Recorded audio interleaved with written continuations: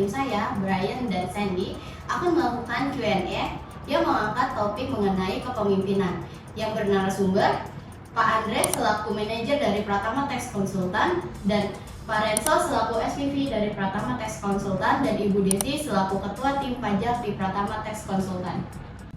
Oke, maaf sebelumnya untuk Bapak dan Ibu sendiri sudah berapa lama menjadi seorang pemimpin?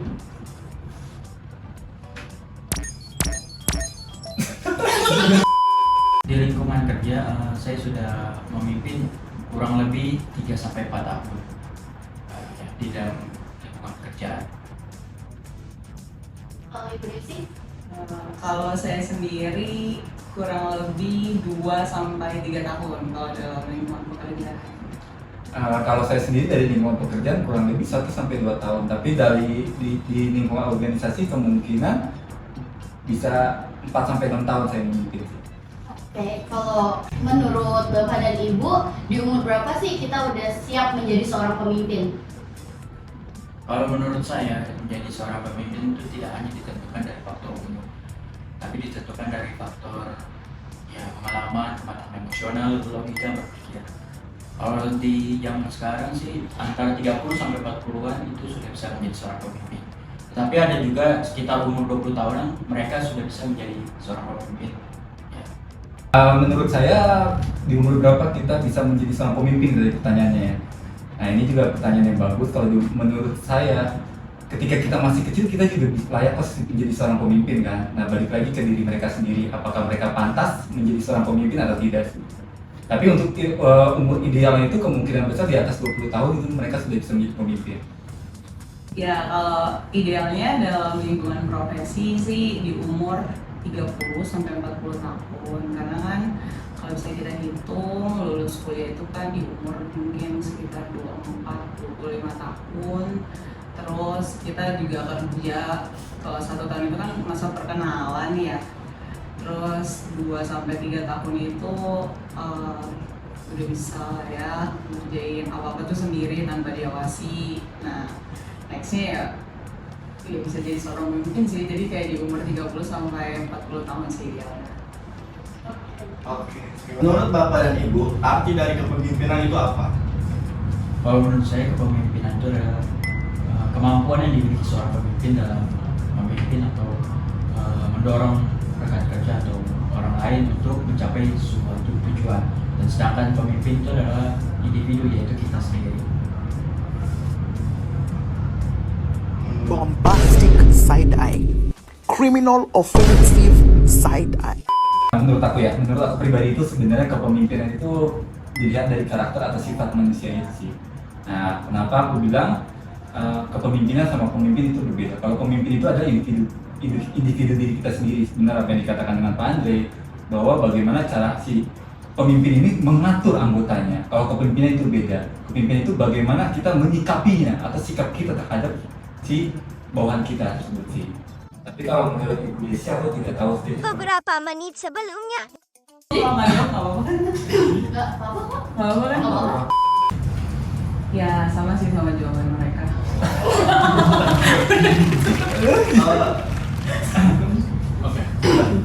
Oke. Tapi aku mau nanya lagi dan menurut kalian bertiga apa kepemimpinan atau pemimpin itu?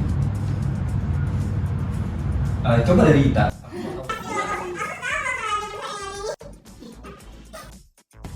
Kan kita Q&A Kalau kan? menurut aku, kepemimpinan itu sifat yang udah dibawa dari lahir. Jadi kita semua yang lahir ke dunia itu udah memiliki sifat kepemimpinan. Cuman gimana cara kita buat ngembangin itu? Gimana kita di lingkungan bersosialisasi, sekolah, kantor, itu semua sikap-sikap yang kita lakuin itu untuk mengasah skill kepemimpinan kita. Jadi menurut aku pribadi, kepemimpinan adalah sikap yang dibawa. Oke, kalau menurut Boy? Menurut aku sih sifat kepemimpinan tuh hampir sama kayak kita. Jadi kepemimpinan itu sifat kita dari lahir. Okay. Terus kita sendiri yang mengasah skill itu. Okay. Bagaimana caranya kita di lingkungan kerja, di lingkungan sosial, di lingkungan pertemanan, bagaimana caranya kita untuk memimpin kelompok atau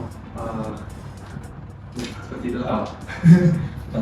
Oke, menurut tadi kan pendapat Lorenzo juga kalau pemimpin itu dari individu, sedangkan kepemimpinan itu kan cara kitanya, gimana mengatur organisasi, bagaimana sikap kita, harus memiliki tanggung jawab, memiliki tujuan agar suatu tujuan yang ingin kita capai itu tercapai. Nah ini banyak sekali Bapak Ibu tahu isu-isu membicarakan generasi Z yang sulit direkrut menjadi staf atau pekerja pada zaman sekarang. Karena banyak sekali seorang pemimpin tuh yang tidak mau merekrut staf atau pekerja dari generasi Z. Nah, bagaimana sih pendapat Bapak Ibu sendiri mengenai isu-isu yang beredar mengenai generasi Z tersebut? Menurut pandangan saya, kenapa banyak perusahaan yang enggan untuk merekrut generasi Z? Mungkin ya salah satunya ini mungkin dari gaya berkomunikasi mereka. Karena kan zaman ya itu kan banyak literally which ya gitu. Banyak kan, nah yang para senior tuh merasa terganggu akan hal itu. Jadi ya saran saya sih generasi Z itu ya termasuk saya nih, sebagai generasi Z harus beradaptasi untuk kita berkomunikasi menghormati kan senior kita agar juga kita juga menjadi seorang profesional. Jadi di beberapa perusahaan besar itu mereka kan pasti mayoritasnya itu generasi milenial ke atas, di mana mereka itu dalam bekerja itu lebih ke bekerja keras dibandingkan bekerja cerdas gitu. Dan di generasi Z kayak saya itu saya lebih milih untuk kerja cerdas dibandingkan keras, karena kayak saya juga butuh healing lah ya istilahnya, saya butuh work life balance gitu. Nah di kemungkinan perusahaan besar itu mikirnya generasi Z ini menggampangkan pekerjaan, jadi mereka lebih nolak mungkin untuk rekrut generasi Z karena mereka nggak bisa ngikutin zaman.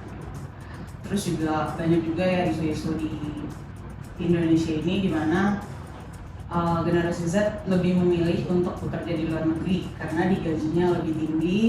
Terus habis itu dengan gak peduli waktu kerja gitu, yang penting kerjaan yang mereka lakukan itu baik hasilnya tapi digaji tinggi. Kalau di Indonesia kan enggak nih, kayak jadinya ya gitulah, kayak banyak perusahaan masih belum bisa mengikuti perkembangan zaman gitu. Perusahaan enggan untuk merekrut generasi Z. Ya, betul. Sebenarnya kalau kita dilihat dari kedua sisi, perusahaan mana dulu yang enggan kan? Contohnya di luar sana banyak perusahaan startup yang merekrut generasi Z. Nah, mereka juga tertarik terhadap generasi Z karena banyak kreativitas atau ide-ide yang dikeluarkan. Nah, karena kebanyakan pemilik si startup ini membutuhkan ide-ide atau kreativitas gitu, dari generasi Z. Atau ibarat kita lah, gua ada yang simple, nah harus dibikin sulit, ya kan gitu kan. Kebanyakan generasi Z seperti itu. Nah beda hal lagi untuk di beberapa perusahaan atau kompani besar. Dia yang dia butuhkan adalah si kompetensinya, bukan si idenya. Nah, makanya kenapa perusahaan-perusahaan besar itu enggan untuk merekrut generasi Z, walaupun ada beberapa perusahaan seperti konsultan yang merekrut generasi Z atau perusahaan yang lain-lainnya yang bermain di marketplace atau yang sebagainya lah, jadinya seperti itu. Pengalaman Bapak dan Ibu pernah ngerasain perbedaan dalam memimpin antar generasi kan? Kalau udah ya kehidupan saya pernah perbedaan generasi Z dan di atasnya pernah memimpin.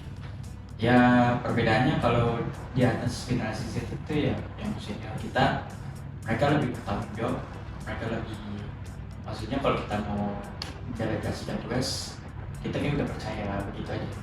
Tapi kalau sama generasi Z mungkin agak kurang. Entah kenapa ya itu yang saya rasakan. Kalau menurut Kak Desi? Belum sih, cuman bermitra aja sama orang-orang yang lebih dari generasi Z yang status, cuma bermitra, nggak pernah memimpin. Oke, kalau di dalam dunia kerja mungkin saya belum ya. Tapi kalau di dalam dunia organisasi ya saya pernah waktu itu.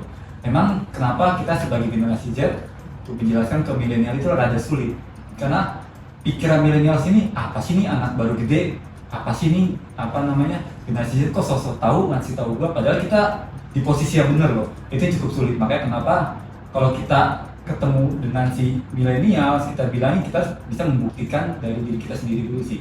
Nanti juga milenial bakal ibarat kita bakal melihat kita oh bahwa kita benar, baru kita bisa dianggap gitu. Tapi kalau misalnya saya hitungannya kan memimpin dari generasi Z ke generasi Z lagi ya, itu cukup ibarat kita mah bisa cukup sulit lah jatuhnya kan, karena kita juga harus bisa memahami di posisi mereka seperti apa. Makanya sebagai seorang pemimpin dari milenial ke Z itu cukup sulit. Untuk Bapak dan Ibu, apa saja sih kendala yang pernah dihadapi selama menjadi seorang pemimpin? Kalau dari saya kendalanya mungkin yang paling besar itu komunikasi. Karena kalau kita tidak bisa mengkomunikasikan pesan kita dengan baik, itu bisa hasilnya jauh berbeda. Misal, ya kan banyak gangguan lah dalam komunikasi. Entah kitanya yang sulit dalam menyampaikan pesan itu kurang jelas, atau si penerimanya itu memang masih belum mengerti. Itu banyak gangguan yang lainnya di luar sana ya. Itu sih menurut saya yang paling besar, komunikasi. Kalau menurut Reza bagaimana? Oke, kalau menurut aku sih benar apa yang dikatakan Pak Andre ya, komunikasi. Karena menurut saya komunikasi itu menjadi bahan penting baik itu di kepemimpinan atau di lainnya sih ya Pak Andre ya. Nah di satu sisi lagi, kalau misalnya kendala itu di karakter sih, karena generasi Z itu karakternya unik. Entah ya tiba-tiba ada yang ceria, tiba-tiba ada yang ngambek, ada yang nangis. Nah itu yang membuat kita sulit sih sebenarnya. Nah, tapi balik lagi, bagaimana kita sebagai pemimpin menyikapi atas karakter tersebut sih. Ibarat kita apa namanya Pak Andre, menyesuaikan lah jatuhnya kan ya, beradaptasi jatuhnya. Kalau menurut Ibu Desi? Sama, pasti sih kendalanya di komunikasi gitu. Kayak Pak Renzo tadi bilang juga lebih ke mood swingnya anak-anak generasi Betul. Z nih yang susah nih untuk dikontrol gitu. Karena kan mereka mungkin baru terjun ya di dunia pekerjaan. Berarti dia kaget jatuhnya dong? Bener, kayak kaget gitu jatuhnya. Jadi kadang mereka tuh samain pekerjaan sama kuliah gitu, Betul, masa betul. kuliah. Jadi mereka sering kayak misalnya lagi kesel, lagi sedih tuh mereka ungkapin gitu. Betul. Jadi sedangkan kalau misalnya kita di lingkungan yang kayak perusahaan besar gitu, kalau kita ungkapin tuh kayak apa sih gitu kayak apa sih gitu, mending lo ngomongin tentang kerjaan Nah. aja gitu.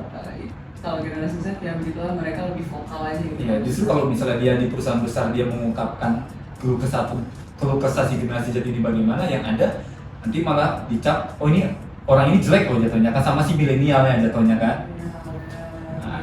Selama Bapak Ibu memimpin, apakah pernah mengalami kendala salah satu staf nih yang tidak memiliki semangat kerja yang baik secara fisik ataupun mental? Nah, aku juga pengen nanya nih ke Bapak Ibu, gimana sih caranya kita mengatasi kendala seperti itu? Ya, kalau dibilang ada, ya ada pernah. Ya, biasanya saya dukung dia misalnya gitu, dalam kerjaan aja. Pasti ada generasi Z itu yang udah takutan aja di dalam kerjaan. Udah dikasih tahu, tapi dia masih takut. Ya, kita tetap harus bersabar, kita harus tetap mendukung dia dalam pekerjaannya supaya dia tetap semangat. Walaupun mungkin ya namanya generasi Z itu ya kita tahu lah istilah zaman sekarang itu yang paling ini overthinking atau mental health ya. Itu yang isu-isu generasi Z. Ya kita sesama generasi Z ya harus saling mendukung kan, kita saling memotivasi gitu. Emang pasti ada banyak masalah, tapi biarlah kita saling mendukung untuk mencapai tujuan organisasi. Oke, kalau yang aku terapin ya di tim aku dengerin dulu curhatan mereka, terus ya kalau mereka butuh waktu untuk kayak main HP itu biasanya saya biarin dulu, tapi ya ada waktunya lah nanti balik lagi ke pekerjaan untuk tanggung jawab mereka gitu. Yang penting apa kata sih, kita kan punya visi apa? Iya, visi misi kita tuh Sersan, sersan ya, apa sersan? serius tapi santai. Gitu. Yang penting kerja. Kerjaan kelar. Kalau aku biasanya, aku panggil orang tersebut. Kalau aku pribadi sendiri ya, aku akan bertanya apa masalahnya. entah itu ada mungkin ada masalah keluarga, pacar atau segala macam kan. Jadi kita hitungannya kita juga sebagai pemimpin juga harus bisa memberikan solusi. Walaupun solusi kita kadang suka ada yang didengar, ada juga yang tidak. Setidaknya ketika si orang tersebut mencurahkan isi hatinya atau bagaimana kan setidaknya mereka sudah merasa tenang. Nah, habis itu untuk kadang generasi Z itu menurut aku ya, ketika dia merasa tidak ada semangat untuk bekerja atau tidak ada nyaman, itu ada sesuatu yang mengganggu di diri dia. Nah, tapi kok mudah-mudahan kok tempat itu curhat lah, tempat cerita lah, karena generasi Z itu lebih banyak mau bercerita sih jatuhnya sih kok ya. Dia lebih banyak mau curhat-curhat lah, ibarat kita generasi Z lah, dikit-dikit curhat kayak gitu kan. Makanya kita sebagai pemimpin harus tahu bener lah apa namanya solusi yang kita tepat atau bagaimana. Dan yang terakhir itu ya beliin mereka kopi, dia pasti semangat. Selanjutnya tipe kepemimpinan seperti apa yang Bapak dan Ibu terapkan? Kalau di akal saya sendiri, Otoriter. saya lihat kepemimpinannya itu demokratis. Saya bukan membiarkan, mengikut sertakan rekan kerja saya untuk mengambil keputusan. Saya mau tahu pendapat seperti apa yang mereka akan usulkan, gitu ya. Terus ya memberikan kepercayaan kepada mereka dalam menyelesaikan suatu pekerjaan. Juga ya kalau misalnya mereka ada kesulitan ya kita dukung, kita bimbing, lebih ya sama-sama berjuang. Jadi ibarat gini ya Pak Andre, sama-sama kita belajar bareng jatuhnya kan. Iya. Walaupun kita sudah belajar lebih dulu, kita juga harus memberikan mereka kesempatan atau pembelajaran yang sama seperti kita gitu. Benar. Aku juga setuju sih dengan pendapat Pak Andre sih, bahwa kita itu kalau misalnya kita mau ngituin generasi Z sekarang lebih dekat ke pendekatan demokratis. Kalau menurut Silent dulu kali. saya setuju sih dengan pendapat Pak Andre sih. Kenapa? Karena kita sekarang tipe kepemimpinan kita kan lebih dekat ke generasi Z. Generasi Z ini butuh pendekatan ibarat kita. Maka kita di sini tuh mengusahakan supaya kita itu memimpin secara demokratis. Betul ya Pak Andre ya? Karena di satu sisi kadang si generasi Z atau rekan kerja kita lah jatuhnya, ketika dia melakukan kesalahan pasti mereka akan panik. Betul kan Pak Andre? Nah, otomatis kita sebagai pemimpin bagaimana caranya supaya dia itu nggak panik. Dan kita itu kalau aku pribadi ibarat ya udah kita selesai berdua lah, jatuhnya kan gitu kan Pak Andre. Jadi mereka belajar, kita juga ngasih tahu secara pelan-pelan gitu loh. Karena kalau generasi Z, kalau dia nggak salah dia nggak bakal tahu belajarnya di mana. Nah, kalau aku pribadi sama karismatik sih, karena kita sebagai pemimpin juga harus berkarisma sih jadinya. Ini kayak setuju sama Pak Andre dan Pak Renzo. Terus juga kasih kepercayaan sih ke Gen Z, karena ketakutan mereka yang sangat besar. Jadi kalau kita kasih kepercayaan, mungkin dari situ mereka jadi percaya sama diri mereka, berani untuk melakukan baik itu pekerjaan mungkin nanti salah, namanya juga human error ya, pasti selalu ada dalam pekerjaan gitu. Nanti pada saat mereka melakukan kesalahan, ya kita sama-sama coba membantu untuk menyelesaikan permasalahan. Betul. Kan aku ada satu pertanyaan sih menurut kalian bertiga sih. Nah, bagaimana ketika kalian ada ide, terus tidak ditanggapi oleh pemimpinnya atau atasan kalian? Respon apa yang perlu kalian lakukan sih? Sebenarnya kan kita juga sebagai pemimpin juga kita juga harus tahu ya kok ya bagaimana respon mereka juga kan. Jadi kita juga siapa tahu ini menjadi insight baru buat kita loh, bahwa kita sebagai pemimpin ketika mereka tidak bisa menyuarakan idenya atau idenya ditolak, mereka itu merasa seperti ini atau bagaimana. Jadi kita sebagai pemimpin kita tahu cara menyikapinya nantinya.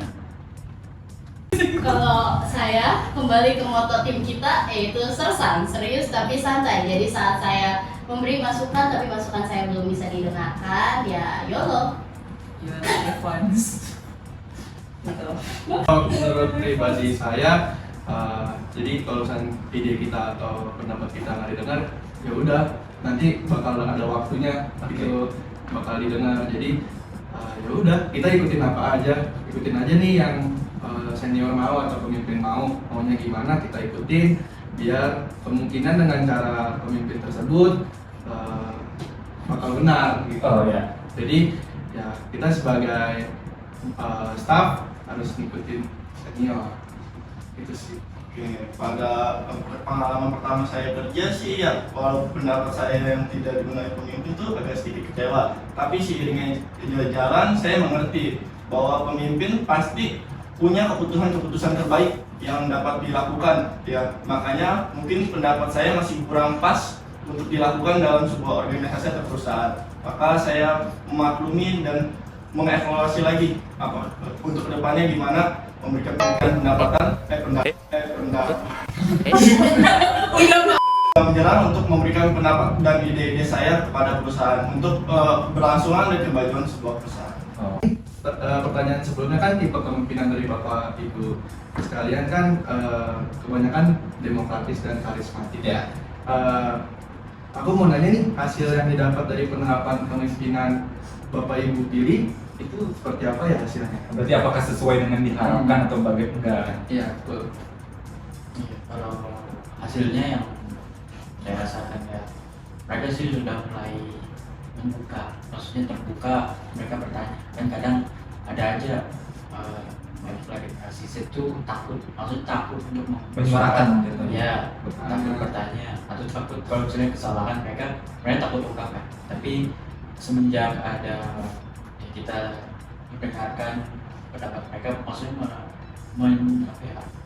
mengikut sertakan mereka dalam mengambil keputusan dalam mengerjakan pekerjaan itu, ya mereka lama-kelamaan mereka jadi menyuarakan apa yang mereka alami dalam pekerjaan.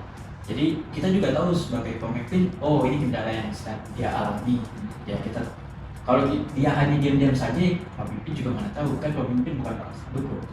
Oke, kalau hasil dari tim saya sih, saya puas banget ya, karena tim saya itu jadi lebih mengerti pajak. Terus juga kadang malah tim saya ini yang ngasih masukan nih, kayak Kak, kalau peraturan baru tuh kayak gini nggak sih penerapannya gitu. Jadi kayak saya juga jadi belajar gitu dari tim saya. Terus juga karena saya tipe kepemimpinan saya demokratik dan suportif, jadi tim saya ini maksimal banget kerjanya. Terus bahkan tim saya udah bisa nih ngajarin orang yang baru masuk ke kantor, itu saya lepas, saya nggak masuk, itu mereka bisa handle gitu. Jadi ya bagus sih. Menurut saya hasil yang didapat atau diterapkan itu sudah sesuai dengan keinginan saya sih jatuhnya. Jatuhnya itu jatuhnya ya jatuh bangun. Jatuh banget aku. Kalau menurut saya apa yang saya terapkan sih sudah sesuai ya dengan hasilnya. Karena kenapa? Karena aku ibarat aku baru mulai lah di sini lah. Aku masih baru setahun atau bagaimana aku mengajarkan rekan kerja aku dan semacamnya, dan mereka bisa mandiri. Nah, dan juga ada beberapa masukan-masukan buat aku juga. Oh, ternyata emang di dalam dunia pajak itu kan luas ya di sini ya Pak Andre ya. Entah itu peraturan, entah itu mekanisme dan segala macamnya. Nah, mereka juga suka mengingatkan kita lah, dari kita sebagai pemimpin. Seperti Bu Desi juga suka mengingatkan ke saya, dia juga suka bertanya ke saya, Ita juga sama suka bertanya ke saya, atau sebaliknya saya bertanya kepada Ita. Yang penting kalau di kepemimpinan saya itu ya ibarat inilah, ibarat lu kerja, ketika lu udah kerja ya lu bisa santai gitu kan. Tapi ketika lu ada kerjaan lagi ya lu harus serius lagi, balik lagi ketika lu udah selesai ya lu santai juga nggak jadi masalah. Ibarat kita satu tim lah, tim aku itu selalu ibarat kita terbuka satu sama lain ya. Iya, benar sih. Iya, mungkin dari tingkat kita sampai ke aku itu kita udah terbuka satu sama lain. Makanya kenapa aku bilang ya aku bangga dengan tim aku yang sekarang, baik itu dengan Pak Andre, aku bangga karena dia orang yang tidak begitu pelit untuk mengajarkan kita, mengkoreksi saya atau mengoreksi tim saya, dan juga aku juga bangga terhadap Desi, dari apa yang diterapkan balik jatuhnya. Aku juga bangga dengan Ita, jadi seperti itu sih. Selanjutnya, bagaimana cara Bapak dan Ibu untuk mendorong atau mengarahkan para pekerja untuk mewujudkan visi misi perusahaan? Ya jelas di dalam suatu organisasi pasti ada kepentingan pribadi dan juga kepentingan organisasi. Kadang ada yang bisa selaras, ada juga yang ditolak belakang. Ya, kalau di sini sih kita melakukan namanya kekeluargaan.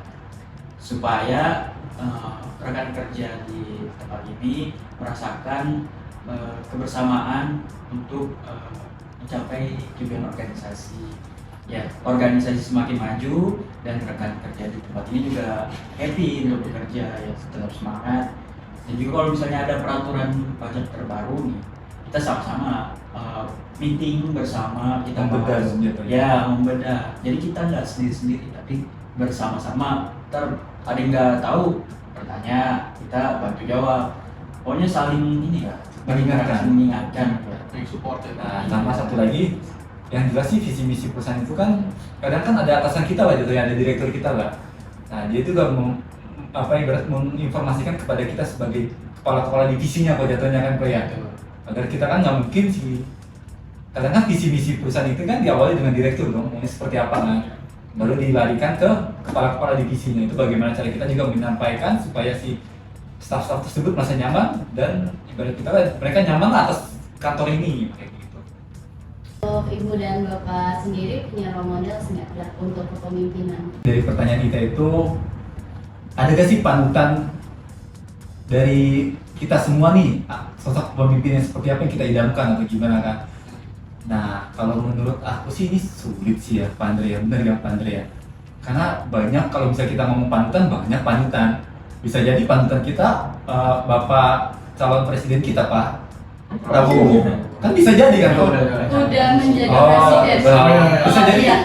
Bisa jadi panutan kita Pak Jokowi yang pemimpin sifatnya diam-diam tapi mematikan menurut aku kan. Boleh. Bener kan? Boleh. Bisa. Iya.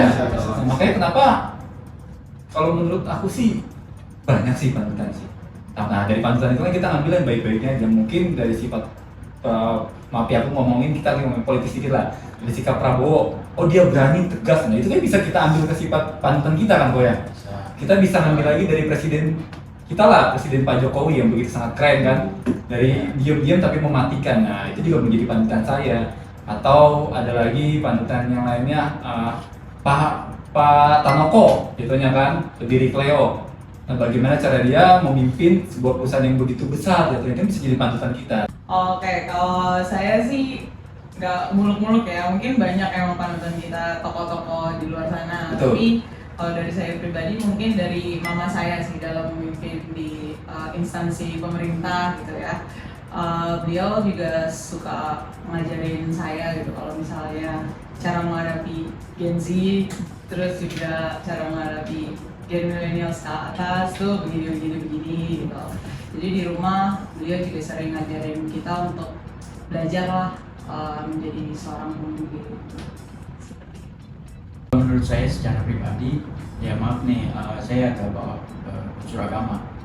Kalau dari saya sendiri, saya role models kepemimpinan saya itu ya dari Tuhan Yesus Kristus, karena dia mengajarkan untuk melayani. Walaupun menjadi seorang pemimpin, walaupun kita sudah menjadi besar, tapi kita harus melayani, berani ke lapangan lah gitu. Maksudnya jangan jadi sombong, tapi kita berusaha untuk melayani sesama kita. Jadi aku yang ingin aku bertanya untuk kalian bertiga, ada gak sih sosok panutan juga? Yes, untuk kita. Aku role model dalam kepemimpinan, aku suka banget sama David Jacobs. Apa? David Jacobs, David dia Jacobs. tuh atlet para table tennis. Dia tuh para atlet, jadi dia punya kekurangan di tangan, tapi dia bisa membuktiin bahwa dia adalah seorang pemimpin. Dia bisa membawa nama Indonesia ke ajang internasional dan dia masuk dalam kategori atlet terbaik di dunia. Oh, itu yang kamu kagumi jatuhnya kan? Maksudnya dia apa namanya, kan kamu kagumin si itu tuh, si siapa namanya, David Jacobs ya? Nah, kepemimpinan yang dia lakuin itu seperti apa ya? Saat dia menjadi atlet, dia membantu untuk memimpin anak-anak yang memiliki kekurangan yang sama kayak dia, Oh, anak-anak disabel jatuhnya. disabel lainnya, untuk dulu itu sama kayak kita semua di sini, itu sama kayak manusia normal di sini. Lu bisa jadi kayak gua, lu bisa jadi kayak orang lain yang lu mau, lu bisa ngeraih cita-cita lu. David Jacobs ini salah satu tokoh yang memimpin mereka, membantu mereka untuk mencapai cita-cita mereka. Oh, berarti itu si David Jacob ini memberikan motivasi terhadap anak-anak difabel bahwa gue ini bisa loh, lu juga harus bisa daripada gue kan. Oh, seperti itu. Kalau Sandy sendiri seperti apa ya? Kalau saya sih panutannya ya selama ini saya ikuti itu ya Pak Jokowi. Karena selama ini saya Kita kan politik lagi nih. Iya. Karena saya selama ini mengikuti berapa lihatlah di YouTube atau berita-berita tentang kinerja Pak Jokowi yang sangat merakyat dan melakukan agresi pembangunan lah dan peningkatan ekonomi. Walaupun ya secara ya manusia lah masih belum ada maksimal dalam bekerja, tapi saya puas atas kinerja Pak Jokowi. Kalau Ini mah mungkin biar bagus kali kok ya. Kesan ketika Pak Jokowinya Kesan udah terus. turun baru dia ini ya. Udah bagus dia pintar Tadi kok Pak ya. Jokowi nonton. Iya pintar ya.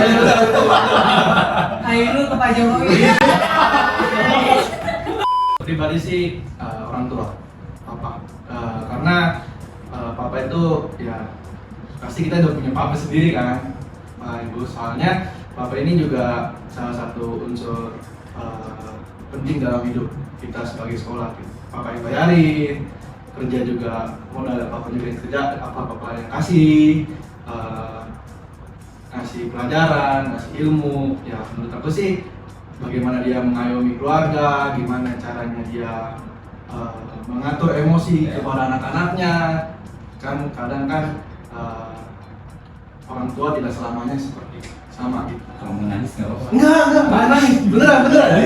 Enggak beneran emang itu jawabannya. Oh. Jadi menurutku ya orang terdekat kita aja sih kalau Iya. sebagai orang tua gitu paling gampangnya, karena kan ya nggak jauh-jauh lah, maksudnya orang tua kita yang selalu dekat sama kita gitu. Gitu sih. Selanjutnya bisa ditolong berikan tips untuk menjadi seorang pemimpin.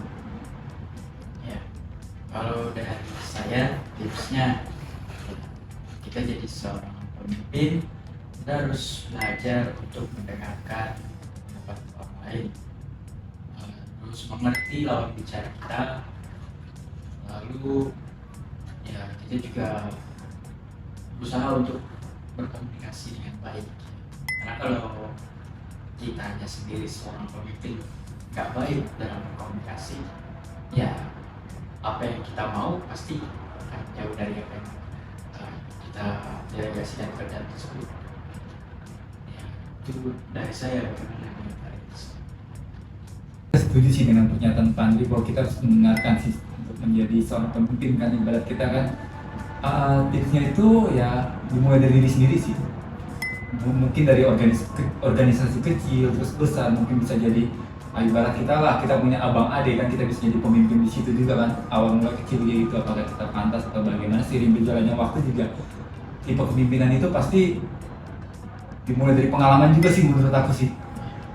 Karena ya nggak ada pemimpin yang nggak ada pengalaman.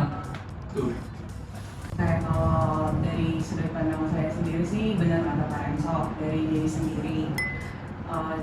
Gimana sih cara kita ngatur hidup kita, manajemen waktu kita sendiri, itu juga cara kita belajar untuk bisa memimpin. Karena dari kita sendiri udah bisa memimpin diri sendiri, berarti kita bisa mengambil tanggung jawab yang lebih besar untuk memimpin orang-orang gitu.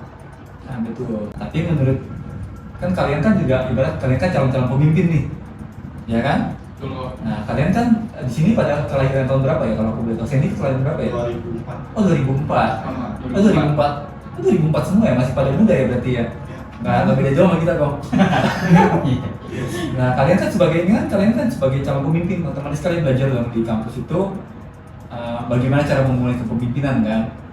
Aku mau tahu dong masukan buat, aku mau tahu dari kalian bagaimana cara kalian nanti ibarat kalian masuk ke sebuah organisasi, kalau nggak kalian membentuk bisnis.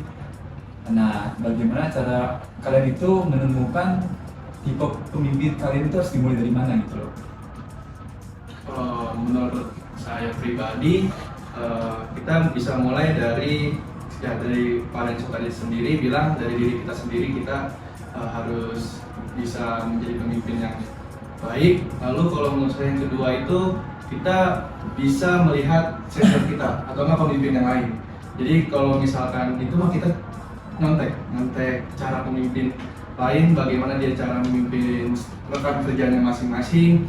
Lalu dari diri kitanya kita harus bisa belajar juga dari pemimpin tersebut. Kita harus ambil positifnya. Gimana sih cara dia memimpin rekan kerjanya, terus kita pelajarin juga harus begini. Itu sih menurut saya.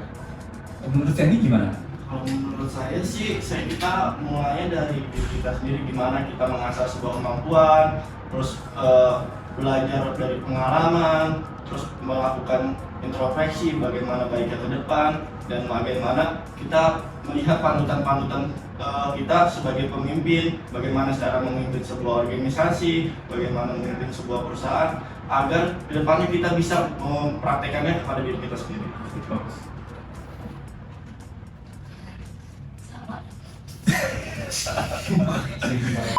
Jadi kalau menurut saya gimana saya nyiapin diri saya menjadi seorang pemimpin itu dengan saya memantapkan diri saya sendiri. Sebelum saya menjadi seorang pemimpin, ada step di mana saya menjadi seorang staff. Di situ saya akan berusaha memaksimalkan kemampuan saya di bidang tersebut sehingga saat saya menjadi seorang pemimpin, saya bisa mengarahkan bawahan rekan kerja saya untuk gimana baiknya ke depannya. Oh gitu. Boleh nih kalian nanti kerja di pemimpin. Oke, siap. Oke, bisa coba. Teman? Baik gaji. Yang terakhir Bapak Ibu, pertanyaan terakhir bisa tolong disebutkan masing-masing satu kata yang sangat melekat pada kata kepemimpinan. Kalau dari saya melayani. Kalau dari saya komunikatif. Kalau dari saya mengayomi. Kalau menurut kalian bertiga? Kalau dari saya, support. Kalau dari saya sih ya, komunikatif. Menurut saya arahan. Oke, sekian video Q&A kita. Terima kasih buat yang udah nonton. Terima kasih untuk Bapak Andre, Bapak Renzo, dan Ibu Desi. Juga untuk Brian dan Sandy. Selamat malam. Oh iya.